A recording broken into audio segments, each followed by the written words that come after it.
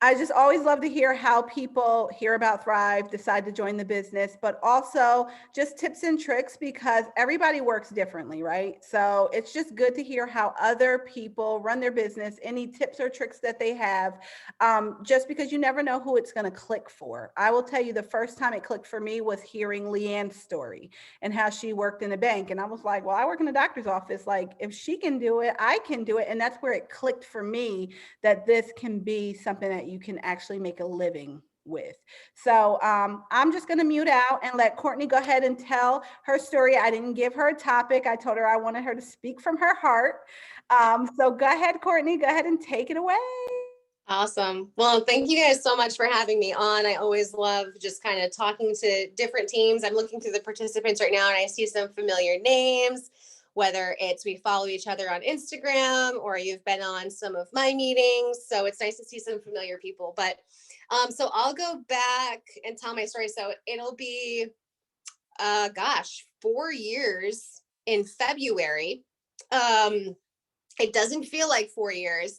Although, I mean, I don't think last year counts for anybody. That was a time warp. I don't know what happened in 2020, but that time just doesn't count. Okay. It's like calories at Christmas. It just doesn't count. All right. So, 4 years in February. And I will admit, I was one of those people who was incredibly skeptical because I thought I was too good for this stuff. Network marketing, right? I thought I was also too good for whatever the product was, okay? Because I was the person who always fell prey to whatever ad was on Instagram that had the coolest filter, the coolest looking model, the coolest video. Like, I have a low buying threshold. If you know anything about like the wolf, I actually like do trainings with the Wolf of Wall Street, Jordan Belfort. Despite the movie, like, he's actually pretty good at business. So his personal choice is not so much, but business, he's pretty bomb. But anyway, he talks about buying thresholds. I'm a low buying threshold. If it glitters, it's already, my money's already in your cash register. Okay. If it smells good, I've probably already charged. It's like it doesn't take a lot of convincing to get me to buy something. Okay. So I see something on Instagram, I'm like, oh, there we go. Buy, right? And I get all this stuff. Like, I got one time the skinny bunny tees, right? And I was like, this is it. This is going to be my jam. I'm going to be like a supermodel because that's what the ad said, right? You're just like, they said all the right things. And I get it. And I'm like, this is just damn green tea. That's all it is. I just spent $30 on green tea. I could have gone to the grocery store and got for $3. And I was just like, that is it. I am done. I am going to have so much more control. I'm not going to fall prey to these gimmicks and all this stuff, right? So I had written it off. I thought, Courtney, you're a smart, independent woman with a master's degree. You will not fall prey to these things. And I told myself that. I was like, you're done. And so when my mother-in-law, Kelly, who Q, I think you met her at the Getaway. So she had talked to me. Hold on. Love her. In a second, I'm on a training. I'm on a training. I have 2 children. Sorry. I'm on a training. I'll come out in a second. Yes. The answer is yes. Okay. I don't even know what I'm saying yes to, but it gets him out of the office. So Kelly said, hey, it would really benefit me if you made this free account. In exchange for making this free account, I'll send you a free sample. I was like, Kelly, I don't want your sample of whatever stuff this is, but I love you, so I'll make a free account. What does this mean? She's like, oh, just put your email in. So I was like, whatever. Mother-in-law's, right? She sent me the stuff anyway. And I was like, this is just going to go to waste. I'm not going to use it because I'm that smart, independent woman. I'm not going to fall prey to all this stuff, right? And so she eventually, I get it. And I tell her, I'm like, what is this stuff?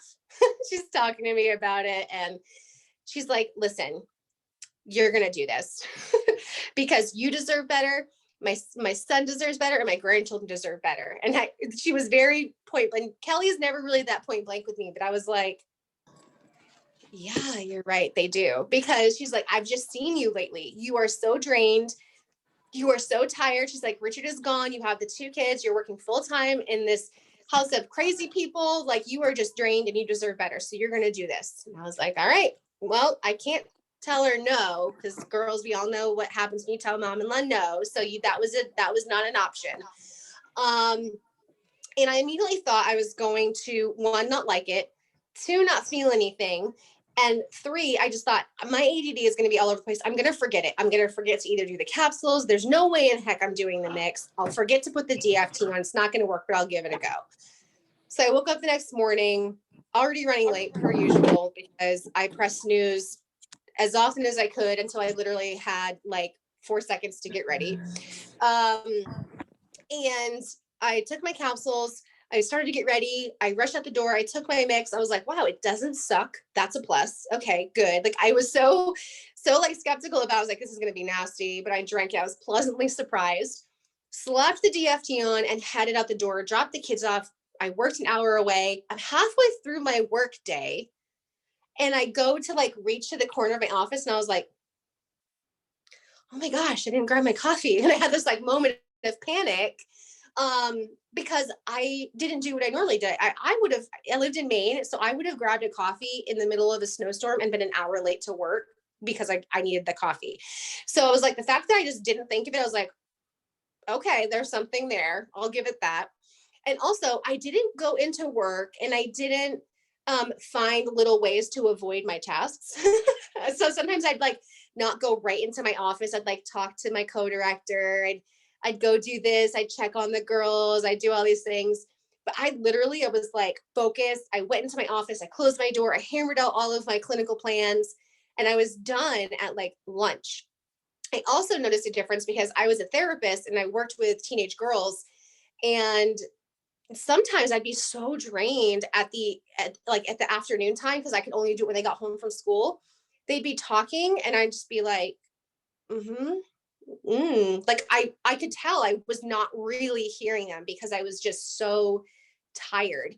And I kind of felt for the first time that I was like awake and like alive. And I don't know if like they could tell, but they probably can. Teenagers are very perceptive. I drove home and I did not get my 2 energy drinks like I normally did. And people are like, 2? I'm like, you did not know me. That is the old me. Okay. The old me. Okay. So I had 2 on my way home. I would drink one on the way home and I would have one for when I got the kids and I had to like, mom. And so I knew that there was something to this. The first time was the coffee that I didn't get it. And then I was like actually working. And the second, like I got my kids, I didn't think to myself, how can I get them fed and in bed as quick as possible? Because that was always how I was when I started working and Richard was gone, because he's in the Army, so he's gone all the time. And I knew internally I hated that feeling. I hated feeling like I dropped the kids off at daycare as soon as the sun came up because I needed to go to work. And I would be the last person to pick them up. Like they'd literally be like at the door like this, like waiting. And I'd then come home and think, all right, I'm going to feed you like cereal or SpaghettiOs, and then we're going to take a bath and go to bed. And I hated that. Internally, I hated myself for that. But I was like, I am exhausted. I just don't have it in me. And so I picked them up and we went to the grocery store and we bought stuff to make dinner, went home and like joyfully made dinner. And I was like, who is this woman? I think my kids were like, what did you do with mom? But don't bring her back because we like whoever this is. And I just knew right then and there, I was like, okay, all right, this isn't placebo, but I'm not going to give it credit quite yet. So the thing for me where it clicked and I was like, I'm hooked for life is the very next day I woke up and I just freaked out because I was like, oh my God, I slept through my alarm because my body naturally woke up and that just was not me. If I naturally woke up, it was probably noon. So I was just like, oh my gosh. I like reach for my phone. I'm scrambling. I'm trying to like look at my phone and put my pants on and be like, oh, kids. And I looked and it was 15 minutes before my alarm was even supposed to go off. And I thought, whoa, you can't placebo that, because I literally was sleeping, but I had such good sleep and my body got what it needed. And I woke up normally feeling amazing. I was like, I'm sold. I literally text Kelly and I was like, I cannot afford this, but I want it. Because at the time we were broker than broke. And I said, so what I'm going to do is I have 3 days left of this mini experience. I am going to work the heck out of it.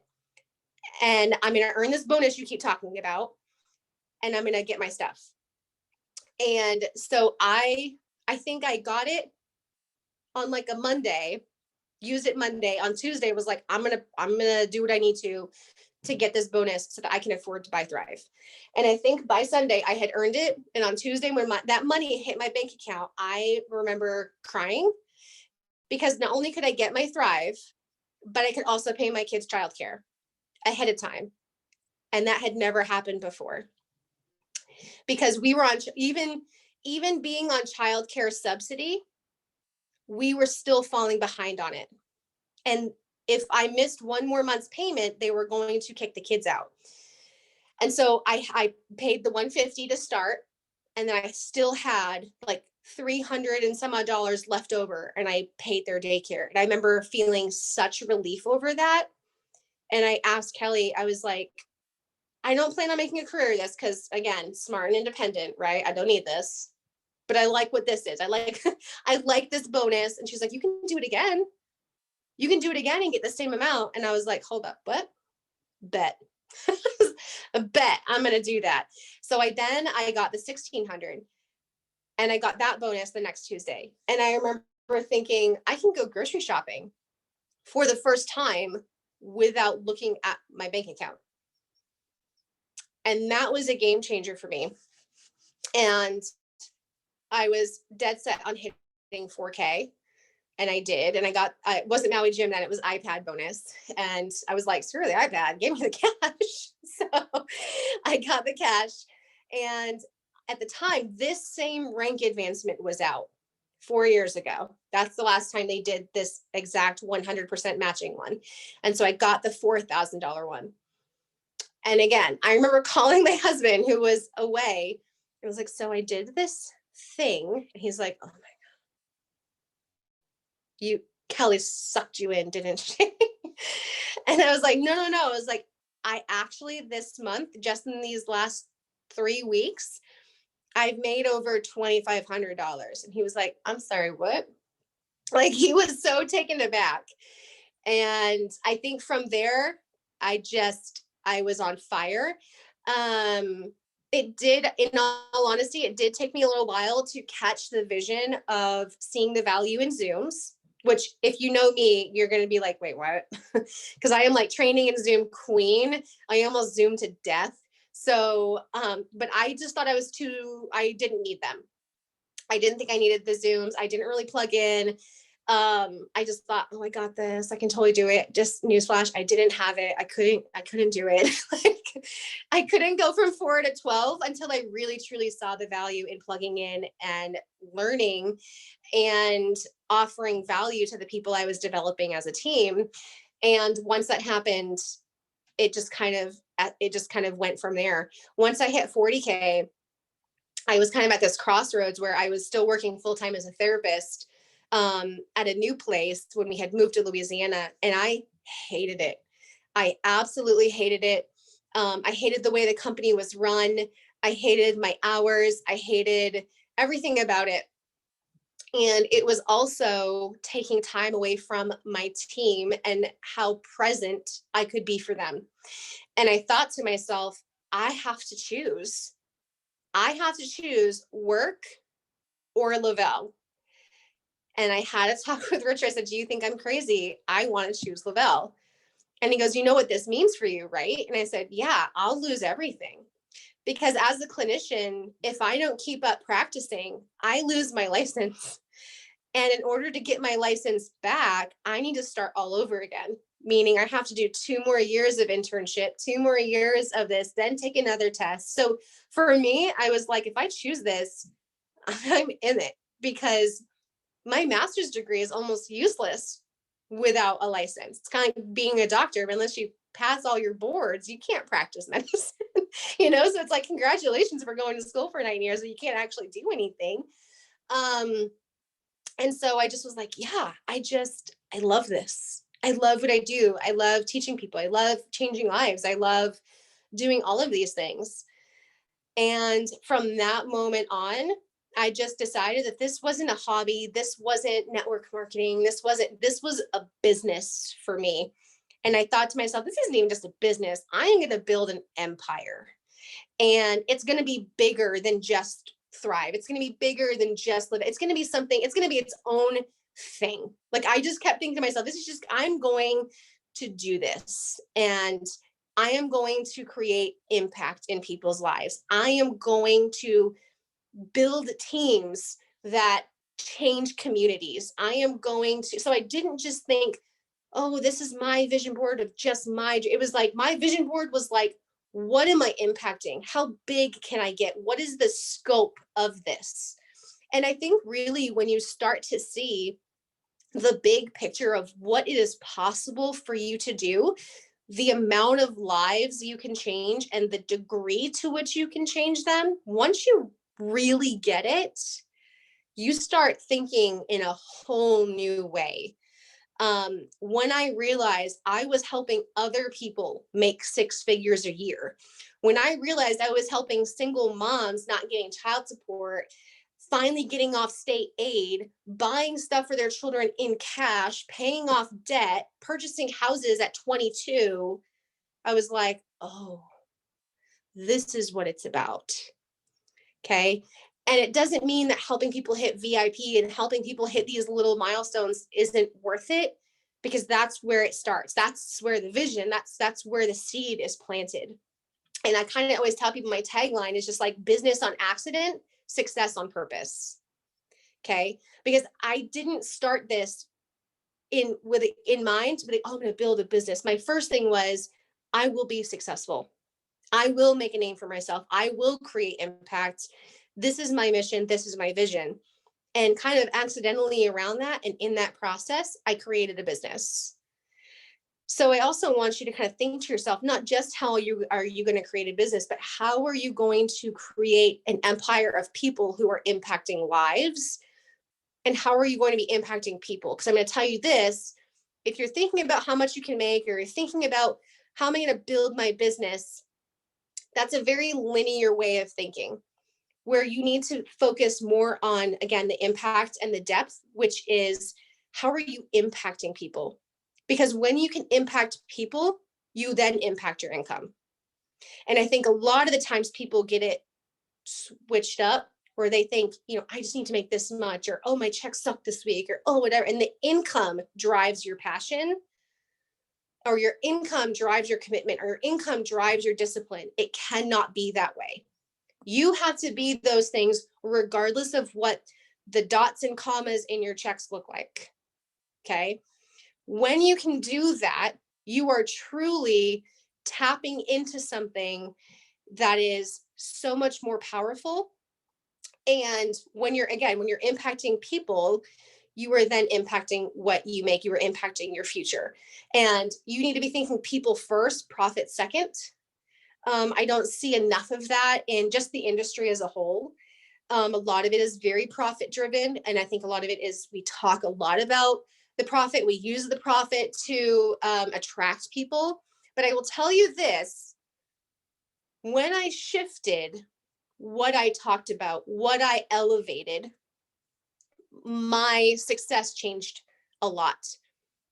Yes, when I talk about what I make, or just what my income is doing for me, that's powerful and it shows people what's possible.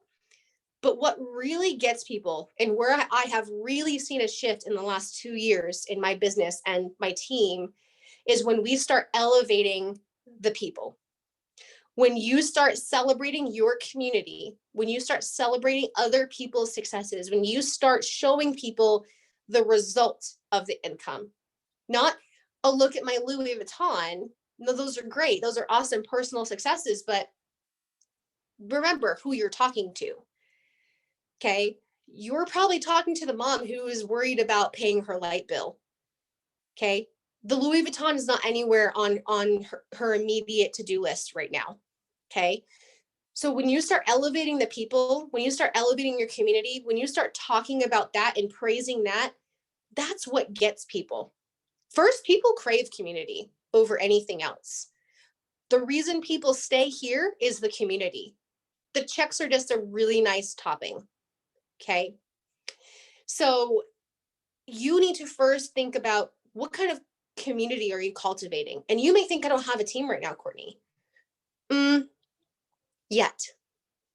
But you still have to worry about cultivating the culture and the community. It starts with you, because from you, it all flows. It all flows out. I don't even want to say down. I hate saying down. It all flows out. Okay.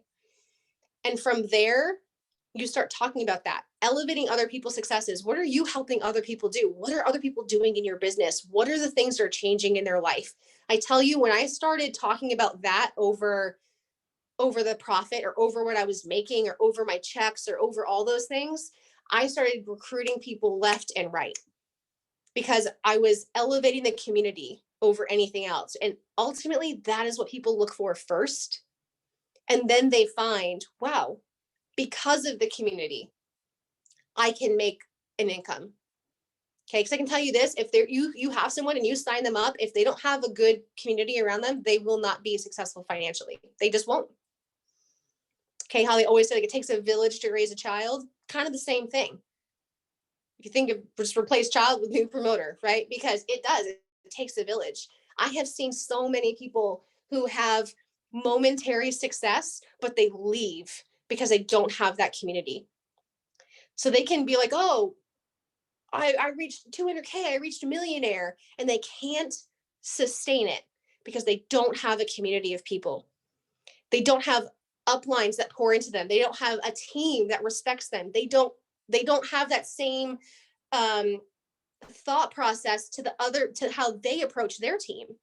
So who's going to want to stick around where it's talking about the me instead of the we, right? And so that's going to be what I leave you guys with right now, is just that I feel like when it comes to what I really feel like has helped me succeed or build the kind of team that I do, is when I shifted that mentality again from the me to the we. And that's all my verbiage. Like, when I talk about certain things, I'm like, we are doing this. Look what we have done. Look what our community has built. Look what our team has done. It's like, not my team. It's not my team. It is our team. Look what our team has done. And they're all little things that you can do to shift, but I'm telling you, they change the game when it comes to taking you to that next level. If you are focused on you and your business and your recruits and your customers, that's great. There's a balance, but you will always be at 4K. If you are lucky, you might get to 12, but not for long. You won't stay there. Okay. And that's just the reality of it. So if you're a person who's like, I just can't seem to get here, I can't seem to get to that next level, I can't seem to break past this, it's a mindset thing. Okay. It is a 1000% mindset. Okay. And like I said, you need to work on cultivating community. And first, that starts up here and in here, and then everything flows out. Once you do that, you will begin attracting all the right people. Okay. Whatever it is you do and you value, you will attract that. Okay. In people, if you are disciplined, if you are consistent, if you are energetic, if whatever it is you are, you will begin to attract those people. So if you are filled with self-doubt, worry, lack of confidence, you have a scarcity mindset, guess what kind of people you're going to attract? Guess why you're having a hard time building a team? Guess why you're struggling getting them on Zooms? Probably because you struggle getting on Zooms. Guess why you're struggle getting them to post? I could probably look at your Facebook and ask you the same question, right? So first, shift that thinking, shift the way you view this business and what it means to you. I want you to ask yourself what your business means to you beyond the income part. Okay. On your vision board, I want you to have something that's more of a bigger scope. Okay. What does this mean for you? What are you trying to do?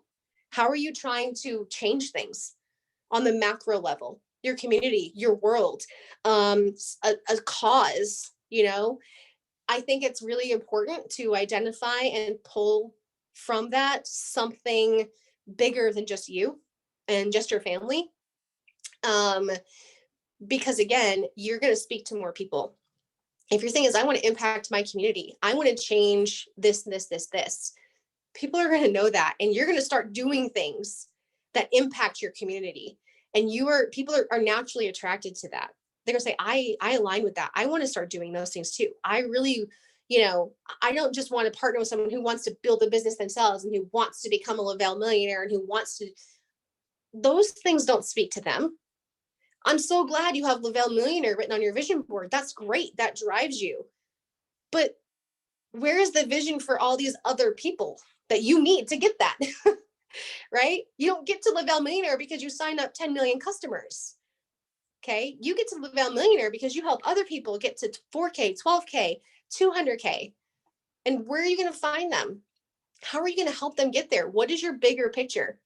And that's what I find is when I ask people what that bigger picture is, a lot of times people are like, I didn't really think of it before. When you have that, it just drives you in a different way. You become a different person. You work and you show up differently. And all of those things drive your work ethic. They drive your discipline. They drive your passion. Because I'll tell you this, if I was only driven to show up because of my paycheck, I don't know if I'd be here anymore. Like, I'm driven by something bigger than that. Driven by the impact that I want to make. I'm driven by what it means for my team. I'm driven by all these other things that I latch onto, not my checks. The checks are a nice byproduct of that. But you need to find something else to latch onto. Because again, if you're showing up just for the checks, you'll stop showing up eventually. Because those checks will change. They will fluctuate. They will not be predictable. They will go like this. So you have to be the constant. Before I like, if people don't cut me off, I'll probably go all night, and I don't want to do that for people. So,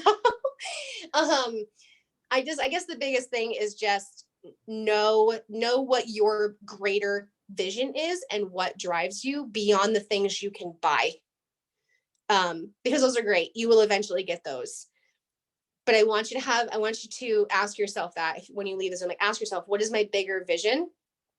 And what am I ultimately driven by? And I always ask people, when they first start, I'm like, are you driven by impact or are you driven by community? Because I know exactly how to utilize those people. If they're driven by community, I know exactly how to utilize them in my team and lean into those strengths. If they're driven by impact, guess who's going to start leading Zooms? Guess who's going to start offering value? Guess who's going to start making, whatever, leaning into their skills. To ask people what they're driven by. And when you tap into that bigger reason, people show up differently. They just do.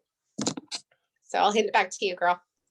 So there's a question here, but I have a question too. So first I'm going to ask my question only because it's rewinding back a little. How did you, because it will go into Brenda's question too, but rewinding back, you built yourself to a 40K working a full-time job. Yeah. How did you do that? I did the same, but I want to know how you did it. I found pockets of time to work. I absolutely could not bring my phone into counseling sessions with me. So I leaned into my uplines hardcore. Like, they were my saving grace. I would have someone reach out and I would just say, hey, thanks so much for reaching out. I'm just about to go into session with a client right now. I'm actually can I put you in a group message with my friend? That way, having your questions answered is so important to me. I don't want to leave you hanging. So she can definitely answer them. I'll touch back with you in about an hour or 2 hours or whatever. It went to the bathroom with me, which might be gross, but whatever. No one touches my phone but me. So it went into the bathroom with me. It was on lunch breaks with me. It was literally, I kind of had to talk with my husband where I was just saying, this is my business. I'll try to, balance it when I'm home. I don't want to have my face stuck in it all night, but I will need to be on it answering questions and walking people through orders. And, so I worked it whenever I could. I'm a person who I go all in with everything. I don't do things a little bit. I do them a lot of bit. So I definitely went hardcore. I don't know if I had like a pause button. So, but I was driven again when I found that bigger thing that I wanted. And so I found ways. Trust me when I say anyone can find time to do whatever they consider a priority. So you just, if you're not finding the time, it's because you don't prioritize it. And that is just the reality of it. It is. Because I guarantee if I said something like, if you do this, I'll literally hand you $500 million, you would find time to do it. It didn't matter what it was, you would find a way to do it, and that's just kind of how you have to talk to yourself about it. Is it a priority? Because if you're not making time, it's not. And just be honest with yourself about it. So if that's for me, I made it a priority, and any free minute I had, I was talking to people. I was posting. I was trying to be mindful of my time. Sometimes what I did is I would pre-write some of my posts when I knew I would have a really busy day. So all I had to do was like copy it from my notes and paste it. I definitely just tried to be mindful. I knew my schedule. My schedule was not a surprise. I worked. I was like, so I know I'm going to be busy. I didn't look at it and be like, oh, darn, I had to work today. It caught me off guard. I knew I was working. So I had to work around it. And again, it was a priority for me. So I was driven to do it. And so I think I made it work. I found moments where I didn't have to be with a client or doing paperwork. And so if that was the case, I was like, I'm on my phone, I'm talking to people. So I made it work. So then how do you balance being the Zoom queen and your personal business?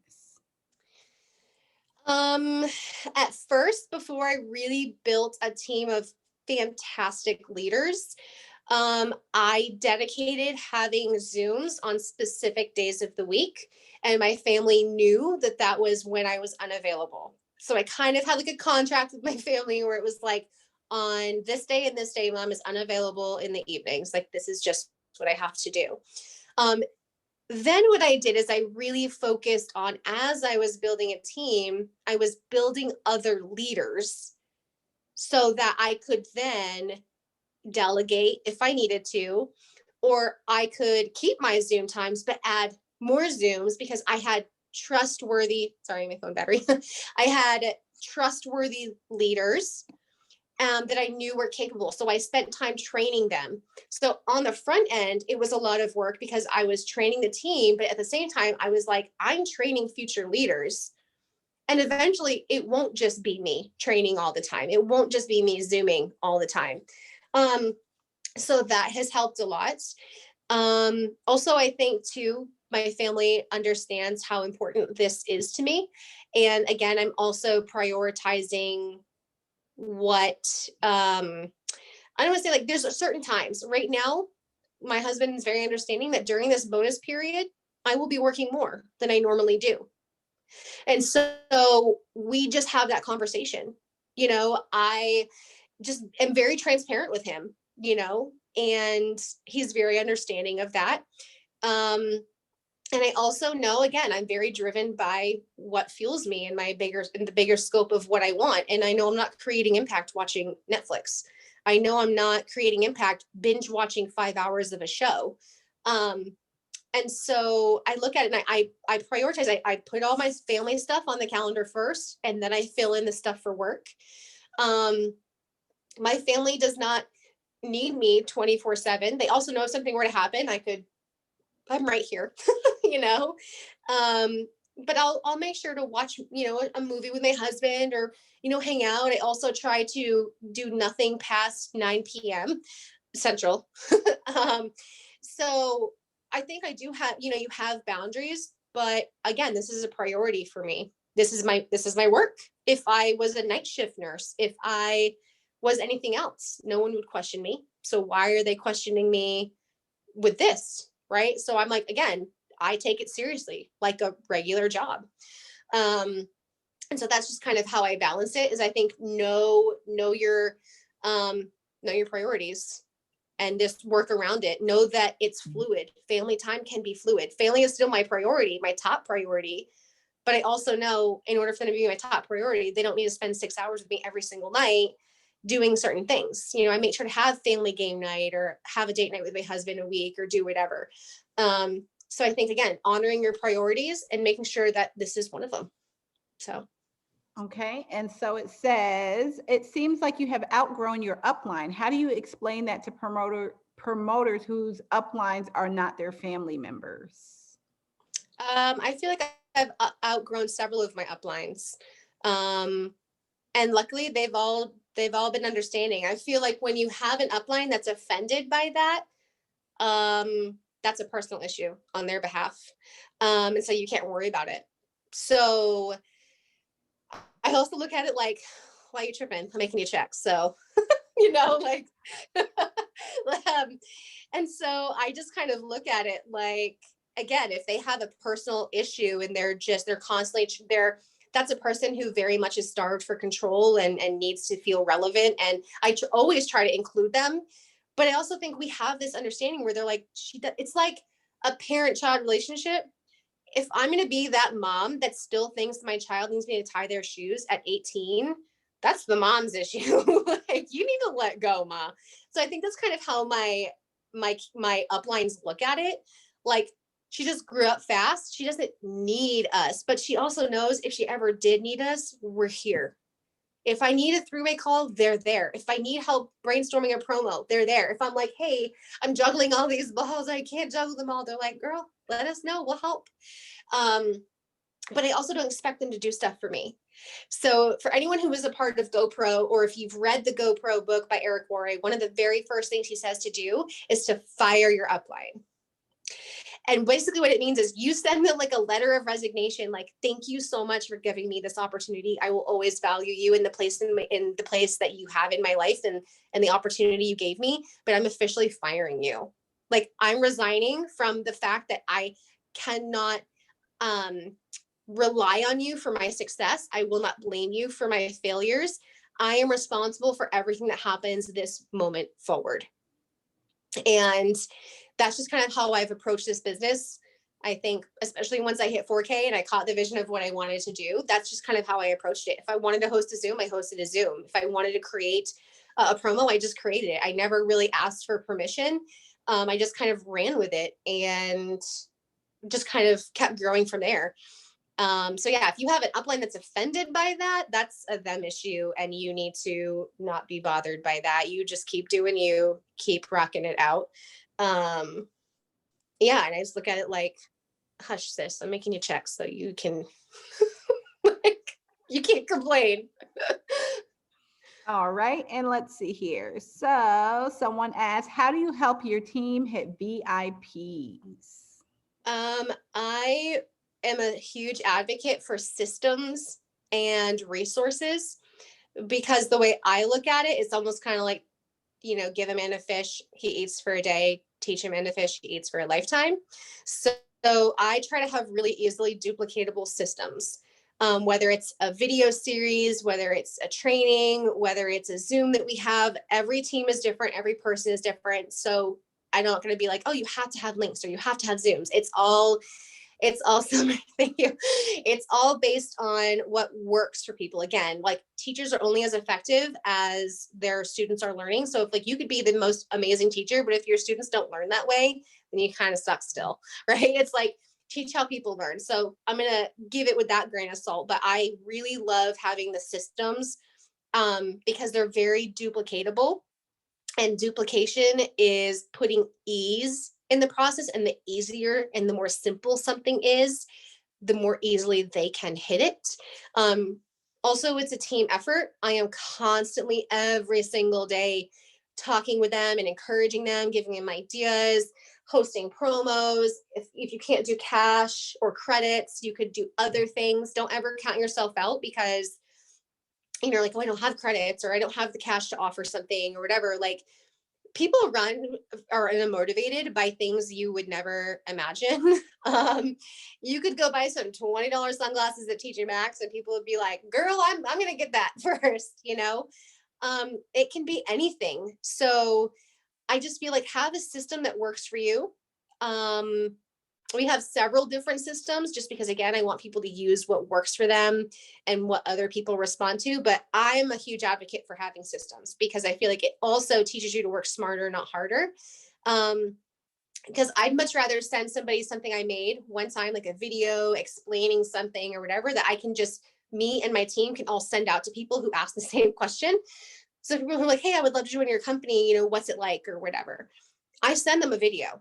I send them a link to a video that we create. It's our team opportunity video.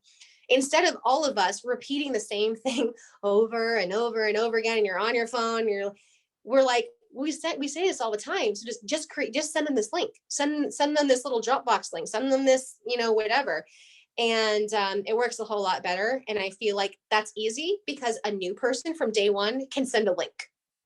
They're like, oh, I like that, because they don't need to be the expert. They don't need to be able to explain the opportunity. They don't know any of these things yet. But if I'm like, hey, I have resources that day one you can start using, you don't need to be the expert. Let the resources be the expert for you.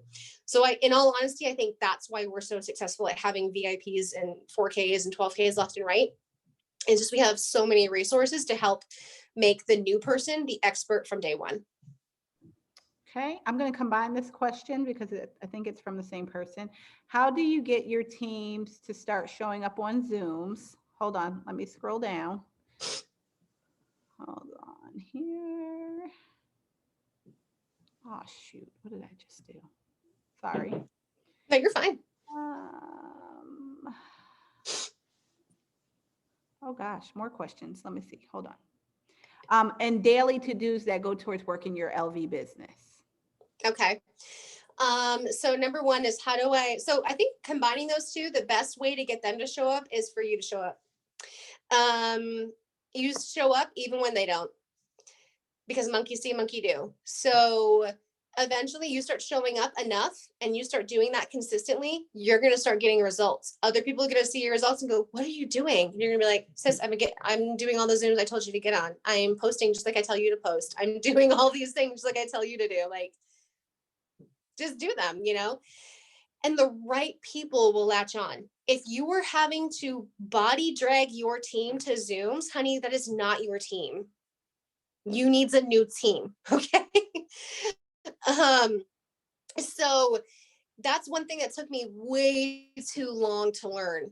That's why I'm like so adamant about it, where I'm like, yeah, I was, for the longest time, I always kept thinking it's almost like being in a dysfunctional relationship with a spouse, you know, with a boyfriend or girlfriend or whatever. And you're like, if I change enough, they'll change. If I do this, they'll stay. If I do this, they'll finally. No, they're not gonna, right?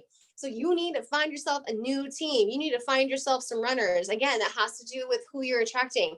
If you're saying, oh, if I accommodate all these things and I host promos for you to get on Zooms and I do this, you're going to have to do that your whole dang like upline lifetime. And trust me, you do not want to do that. Okay. I am very upfront with people and I'm like, listen, you either want this or you don't. Like, that's okay. If you don't want it, it doesn't matter. It's fine. Not everyone wants it.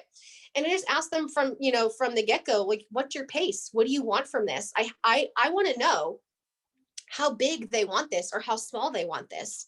I don't tell people, oh, if you don't want this big, you can't be on my team. But I'm like, hey, if they only want it a little bit, they don't need to be on the 35 Zooms a week we have. They don't need to be doing all these things, right? So I think, first of all, is showing up and doing it consistently, whether people are following you or not. And number two is if they're not, then they're not your people. You need a new team. And so the moment you elevate yourself, you will start to attract elevated people. Okay, and I'm going to combine this question too, because I think that it probably goes hand in hand. What do you do when you feel like you're going to fail? Like keep second guessing yourself and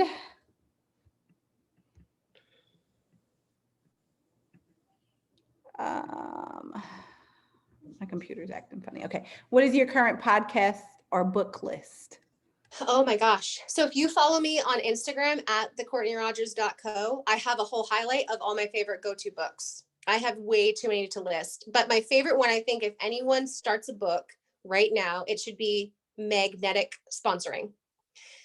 That book is so good, which also leads me to the next question about what do I do when I'm second guessing myself. And the one thing that I love that this book talks about for people who currently might be second guessing themselves or struggling with confidence or insecurities around certain things regarding this business and what they're capable of, is they really talk about the difference between alpha energy and beta energy. And I'll let you read the book, Magnetic Sponsoring. I think it's by Mike Dillard. I got it on Amazon, I think, for like $15. So good. And again, it's called magnetic sponsoring because it's all about being the person you want to attract.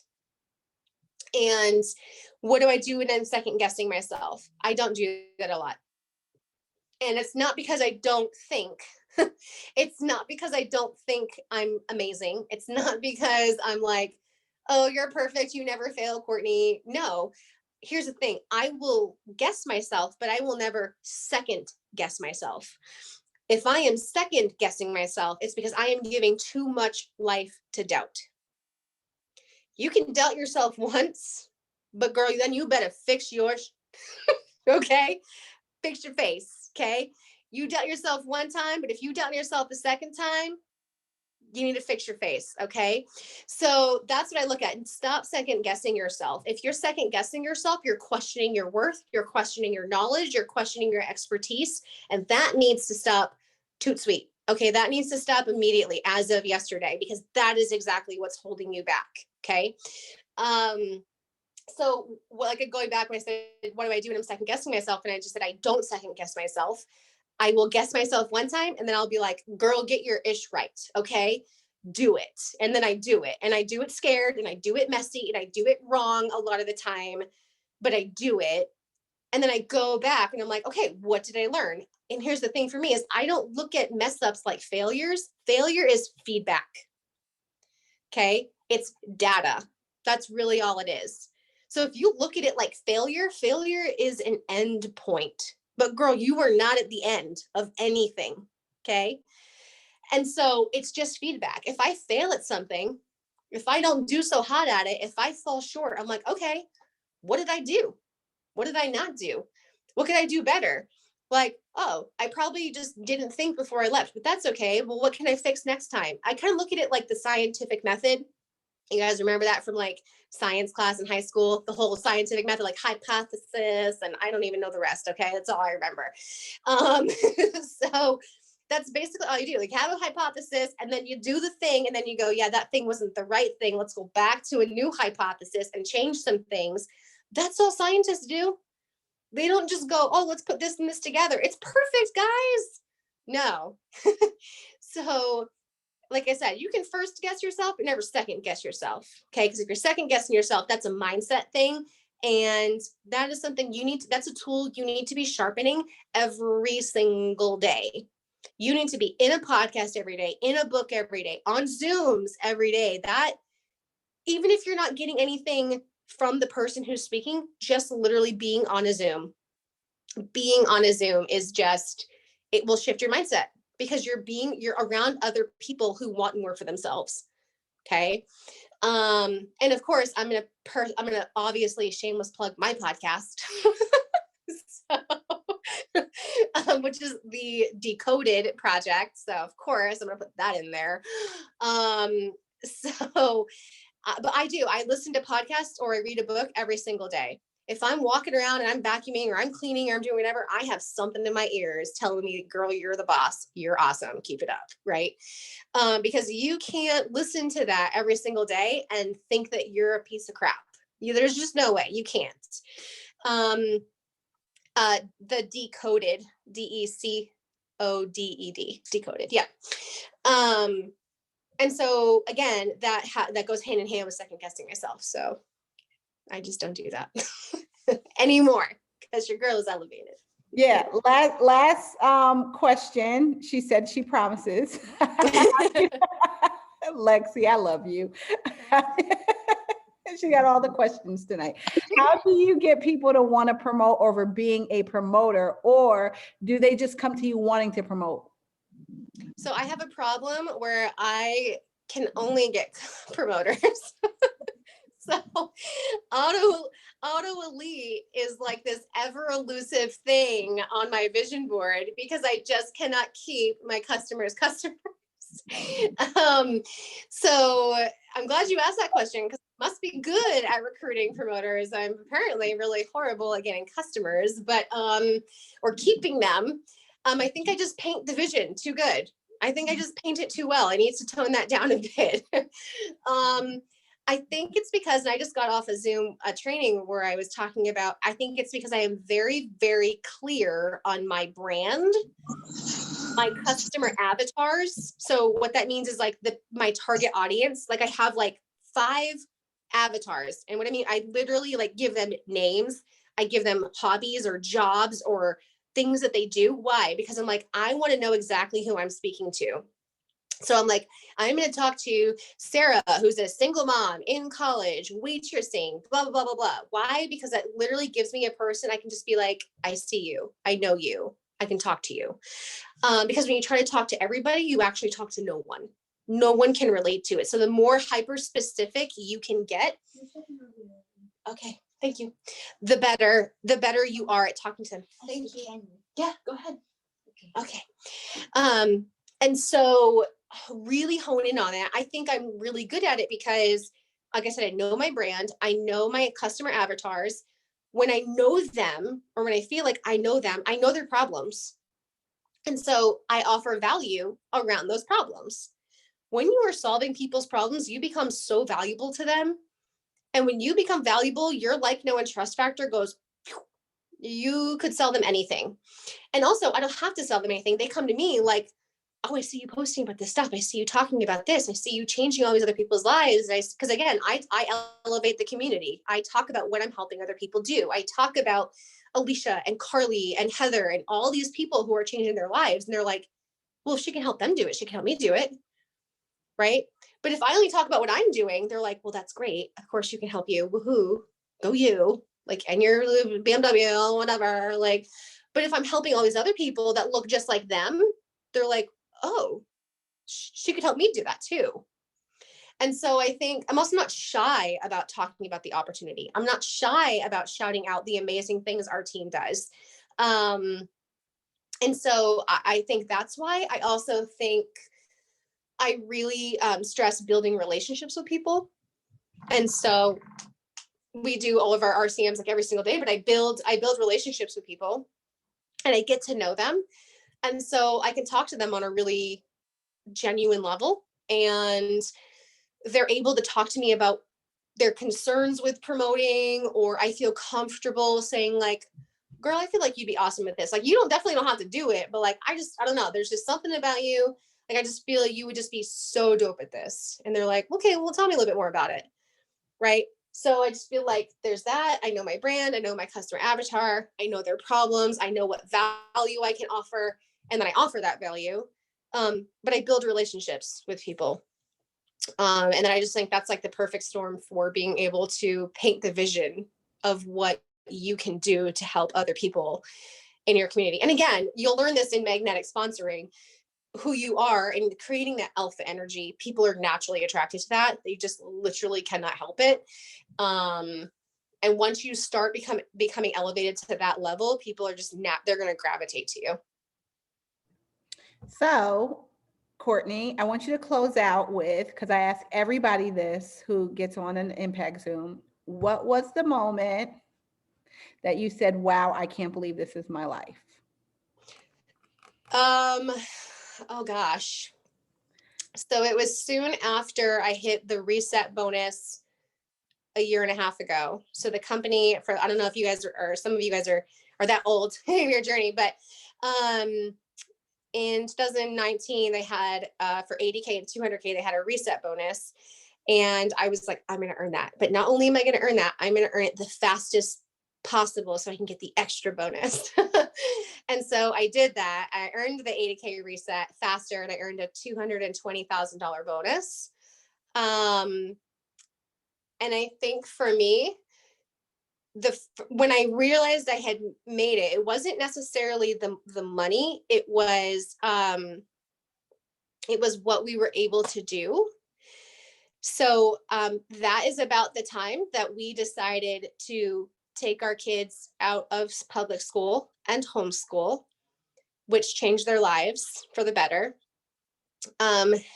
We were actually, that was also in the very beginning when COVID started to kick off, and we were able to significantly help out our families who weren't able to pay their mortgage because they were laid off. And I was able to buy a car outright in cash. And it was just certain things. It was just certain things that we were able to do for our lives and for our family. That there was a time I remember looking at Richard. We were going on our very first date night in forever in his car. He was in a nice clothes. I was in nice clothes. And I was just like, we literally just felt it. We looked over at each other and we were like, how is this reality? And it wasn't even any kind of spectacular night, but I think we had just finally grasped how different our lives were. Because I mean, not even a decade ago, I was homeless and pregnant with my daughter and trying to split a can of Chef Boyardee raviolis between 2 days. And here we were, not ever. I don't think we had looked at our bank account in months, and we were just spending whatever our families needed us to and doing all the things we needed. I think, again, so we had done those things, and that was the moment. I think we had just looked at each other randomly and we were like, wow, how is this even possible? You know, I just started because I needed to pay my kids' childcare. I just started because I needed money to buy my Thrive experience because I was just that broke. I did not think that I would be leaving behind a seven-year college career, over a decade in psychology, a license that I worked so hard for. I didn't think that I would be leaving that for network marketing. And so I think it's absolutely possible for every single person on this call. There is nothing special about me, that there's nothing different about me than Penny or than Lexi or Q or anybody. I am not any smarter. I am not any better at marketing. In fact, I kind of suck at it, but I think I just talk enough and people just believe what I say. So I literally just feel like there's nothing special about me. I just work like a mother, and so can you. Everything that it took me to do what I've done in my life hasn't come because of a skill or something I was born with. It's because I just outworked other people. And so that's something you can easily do. And believe you can. Going back to that person who asked about second guessing, stop doing that. Because that is a scarcity mindset. Start thinking about what is possible for me to get instead of what do I possibly not have? What am I going to lose? Think, what are you going to gain? Okay, always, whatever you are telling yourself as this doubt message, you need to counter that immediately even audibly or in your head. If you're like, well, I just don't think I can, you immediately need to correct yourself. You know, and I just really feel like once I got a hold of that, I was just unstoppable, because I was just like, you're right. There's a possibility I might not get this bonus. There is a possibility I might be taking all these risks and have nothing to show for it. But I'm going to work like hell to be able to make sure that's not true. You know, I look at it like you are the only sure bet that you can make. Okay. If you think of it like poker, you are the only sure bet. Nothing is chance, because you can make it happen. And so you need to realize that it's not like, I hope this happens for me. First of all, ditch the word hope and get it out of your vocabulary. Stop hoping for things and stop working for things. Okay. And so you are the only sure bet. When you are playing your hand, if you are not going all in, if all chips are not going into the center, then you might as well not be playing that hand at all. Because you need to know that, in confidence in yourself, you are playing with a stacked deck and it is in your favor. So if you are not putting all your chips in, you just don't believe in the value of that deck. And that's a deeper thing you need to work on. So I think once you get a hold of that and you truly start believing in yourself and knowing what's possible, anything, live out millionaire, 200K, you buying houses in cash, doing all this crazy stuff that you don't think is possible, you can do it. Courtney, you're amazing. You are, you are special. You are amazing. And I appreciate you for hopping on tonight. Lexi wants to know, is your husband home now? He is, yeah. He's at my mother-in-law's here too. Not Kelly, but my other mother-in-law. Like they're upstairs waiting. There you go. All right. I'm going to let you go. This was amazing. I'm so glad that I asked you to do this because I almost didn't, because I do know how you are the Zoom queen and you are super busy. So I appreciate you. You've got like a whole new girl gang. I'm sure your Instagram is about. Love it. Love. My table's pretty big, so anyone can take a seat. So that's right. All right, guys. Well, thank you for hopping on. And Courtney, thank you so much for doing this. This was really good. And it's recorded, so I'll drop the recording.